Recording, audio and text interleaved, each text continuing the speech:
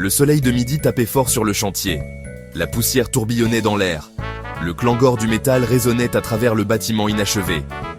Haut au-dessus de la ville, perché précairement sur une plateforme d'échafaudage, se tenait Antoine. Il ne martelait, ni ne perçait. Il remuait soigneusement une marmite, une lueur malicieuse dans les yeux.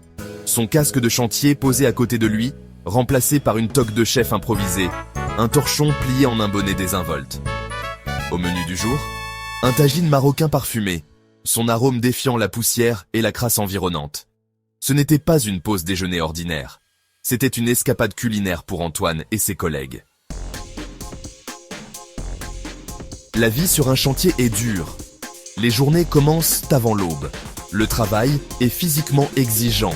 Les éléments sont impitoyables, du soleil brûlant au vent mordant. Pourtant, au milieu du béton, de l'acier et de la sueur, une symphonie différente se déroule chaque jour. C'est la symphonie de la construction, un ballet soigneusement orchestré de métiers qualifiés, chacun jouant son rôle. Le clangor rythmé des marteaux, le vrombissement des perceuses, le grondement des camions, tout se fond dans une bande sonore unique de la création. Et au sein de cette symphonie, il existe une passion commune pour la bonne cuisine. Wallahi, comme on dit à Dakar. Pour ces travailleurs, cuisiner est plus qu'une simple nécessité. C'est une forme d'évasion, un moyen de trouver du réconfort au milieu du chaos. Dans leurs cuisines improvisées, ils se débarrassent de leurs casques et de leurs ceintures à outils, se transformant en artistes culinaires. La fatigue de la journée s'estompe lorsqu'ils coupent des légumes, assaisonnent des sauces et pétrissent de la pâte. À chaque pincée d'épices et à chaque tour de cuillère dans la marmite, ils créent non seulement de la nourriture, mais des moments de pure joie et de satisfaction.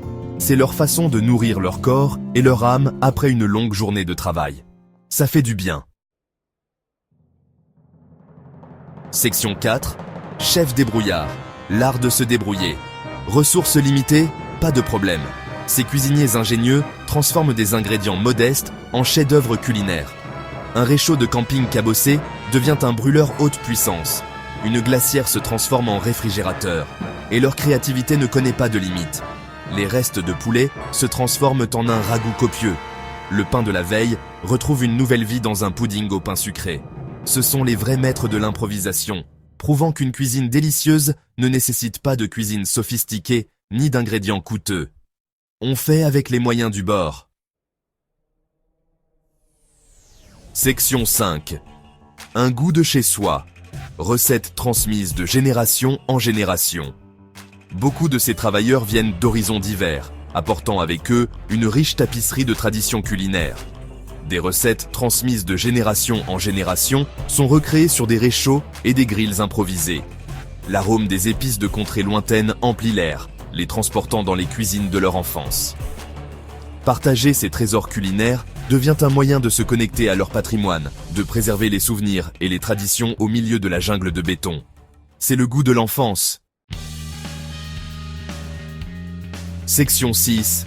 La table commune. Partager la nourriture, partager la vie. Les repas sur le chantier sont plus que de simples repas. Il s'agit de camaraderie. La table commune, souvent une installation improvisée de planches et de caisses, devient un lieu de partage et de connexion. On échange des histoires, on fait des blagues, et on noue des amitiés autour de bols de soupe fumante et de pain croustillant. Dans cet espace partagé, les hiérarchies s'estompent, et tout le monde est égal, uni par son amour de la bonne chair et de la bonne compagnie. C'est ça l'esprit d'équipe. Section 7. Plus qu'un repas. La nourriture comme symbole d'amour et de camaraderie. La nourriture devient un puissant symbole d'amour et de camaraderie. Un thermos rempli de café chaud par un matin frisquet. Une assiette de biscuits partagée pendant une pause. Ces petits gestes en disent long, exprimant attention et appréciation. Ils renforcent les liens entre les travailleurs, leur rappelant qu'ils font partie d'une équipe, d'une famille unie par leurs expériences communes. On est ensemble.